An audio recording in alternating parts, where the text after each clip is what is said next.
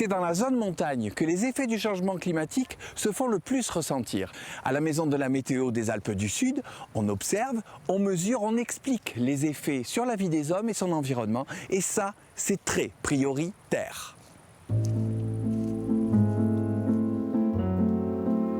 On a besoin maintenant de beaucoup plus de données en altitude. En Valais, c'est vrai qu'il y a beaucoup de stations météo, il y a tout le réseau de Météo France. Pour faire de la recherche, les climatologues, les chercheurs, ils ont besoin de données, tout simplement. Pour permettre aux chercheurs de bénéficier de données complémentaires au réseau Météo France, dans une zone très sensible, une quarantaine d'unités de mesure vont être installées sur les sommets des Alpes du Sud. Christophe est le seul salarié de la Maison de la Météo, financé principalement par la région et l'ADEME. Mais bientôt, les données qu'il collecte serviront au monde entier. C'est des stations qui sont installées sur le réseau de l'Organisation mondiale de la météo. Elles sont agréées à travers le monde, ces stations-là de Campbell Scientifique. Tous les matins, la journée commence par les prévisions et un bulletin météo établi pour la télévision locale. C'est des données brutes de modèles, d'analyse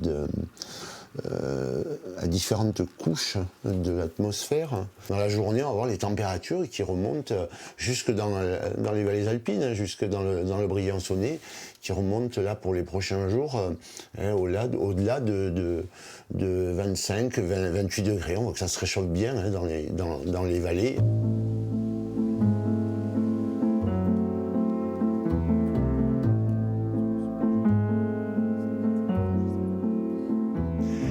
Bonjour à toutes et à tous. C'est un temps estival qui va se maintenir durant le week-end et probablement pour les 8 à 10 jours qui viennent sur les Alpes du Sud. On ira jusqu'à 32 degrés du côté... J'adore enregistrer, quand le temps le permet, que je peux, les bulletins météo pour la télévision locale en extérieur. Je fais rapidement le montage et puis je le transmets à la télévision. J'envoie un fichier et pas besoin de connexion Internet. J'ai la 4G du téléphone et tout ça est envoyé rapidement au studio à Chorges.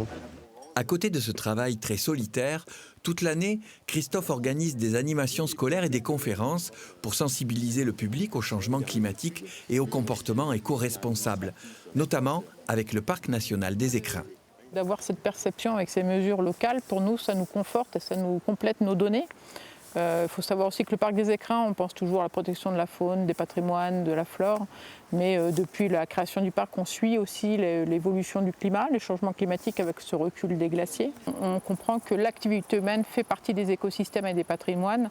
Donc la perception et l'évolution des activités humaines, c'est aussi quelque chose qui nous intéresse. Si on compare avec la photo de 1973 qui est au Parc des Écrins, on voit déjà que le glacier du Cassé avait nettement reculé de façon impressionnante. Et puis surtout ces 40 dernières années. Pendant la canicule du mois de juin, nos glaciers, donc celui du Cassé et tous les autres glaciers des Écrins, en l'espace de 8 jours, ont perdu pratiquement 1 mètre d'épaisseur sur toute leur zone d'ablation. Donc c'est énorme. Ils fondaient de 10 à 15 cm par jour. Alors il y avait abondance d'eau. La Glisane, le coulait, c'était merveilleux. On faisait du rafting.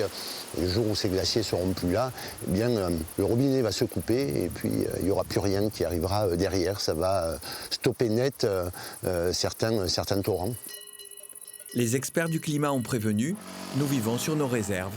Les changements de comportement, c'est pour maintenant.